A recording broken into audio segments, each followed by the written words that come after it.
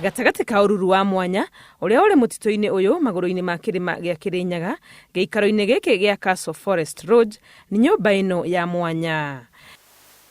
Kiria kia mwanya muno kiratunga maitho ma mundu nyumba-ini ino ni mwakire wayo uria urugamite o uria wahandirwo miaka igana rimwe ria 12 thutha ucio. Tofauti iria nene tuonaga ya nyumba ino ni mwakire wa mahiga aria makite, tondu mahiga maria makite nyumba ino matiakite ta mahiga maria mangi, na ginya mugitire yagititwo na mbao, itiagititwo na mabati kana indo ingi iria igitaga matuku-ini maya, na trovao turia tugitite ni tutwitagwo singles ni tutwari tu megitite. Nyumba yenyewe ngiya floor ya ti ya mahiga no ya mbao.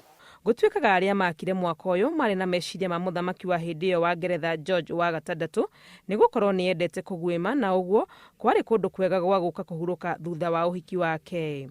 Igitwika ni handu hega ihinda rira muthamaki wa Ngeretha ariuka gucera ewe King George angiuka kuo arikia gwika uhiki na mutimia wake, na ni macokire magiuka gucera guku, na ota huria macera matura-ini maria mangi ma bururi.